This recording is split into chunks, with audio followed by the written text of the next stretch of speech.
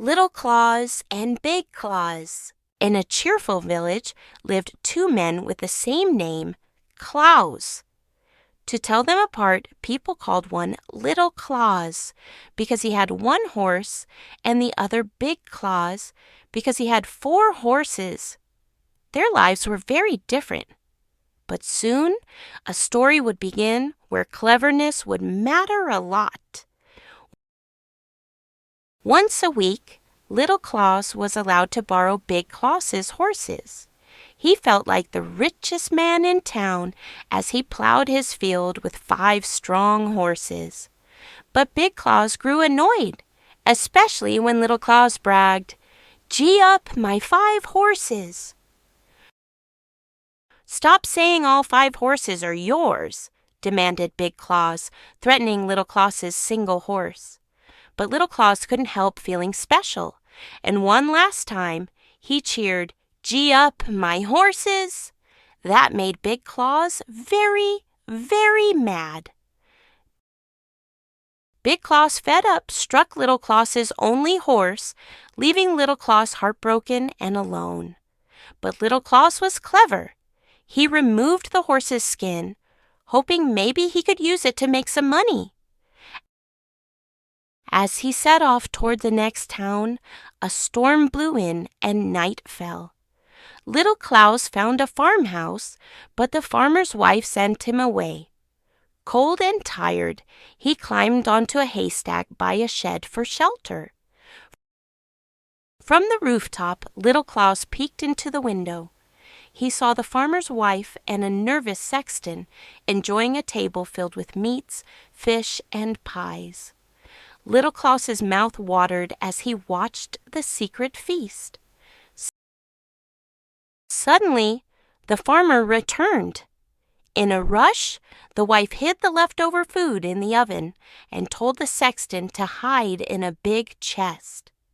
Little Claus watched it all, curious about what might happen next.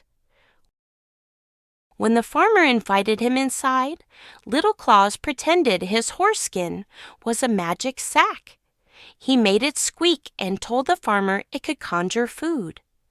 Amazed, the farmer opened the oven and found all the delicious hidden food. Little Claus claimed his sack could even summon the evil one, who, he said, looked a lot like the sexton. When the farmer peeked into the chest, he got a huge scare, just as Little Claus had tricked him into believing. The farmer was so impressed, he traded Little Claus a whole bushel of gold for his magic sack and the chest. Grinning, Little Claus went home with his treasure, so very pleased with his trick. Big Claus grew very curious when he saw Little Claus's new fortune. Little Claus only grinned and said he made the money by selling his horse's skin. Jealous, Big Claus hatched a big plan. Convinced he could be just as rich, Big Claus ended up with trouble instead. No one would buy his horse skins for gold, and the townspeople even chased him away for being so silly. Not long after, Little Claus's grandmother, who could be cross but was loved, passed away. Little Claus was sad and wished her no harm, wanting only to honor her with kindness. On his way to town, Little Claus stopped at an inn. The innkeeper offered a drink to Little Claus's grandmother, not knowing she had already passed. When she didn't reply, the innkeeper grew upset and accidentally tipped her over. The innkeeper, worried, traded Little Claus another bushel of money to keep his mistake a secret and promised to bury the grandmother with respect. Little Claus, once again, found a way to turn trouble into good fortune. When Big Claus saw how much money Little Claus had, he grew too angry to think. One night, he sneaked into the house, caught Little Claus, stuffed him in a sack, and marched toward the river, determined to end these tricks. But on the way, Big Claus stopped at a church.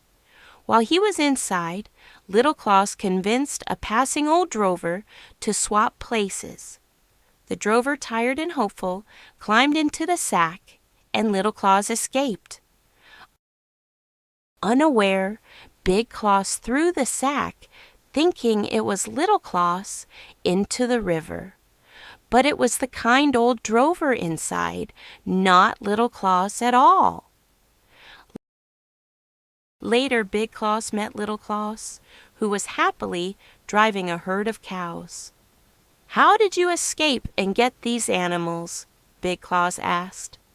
Little Claus told a fantastic tale about sea cattle at the bottom of the river.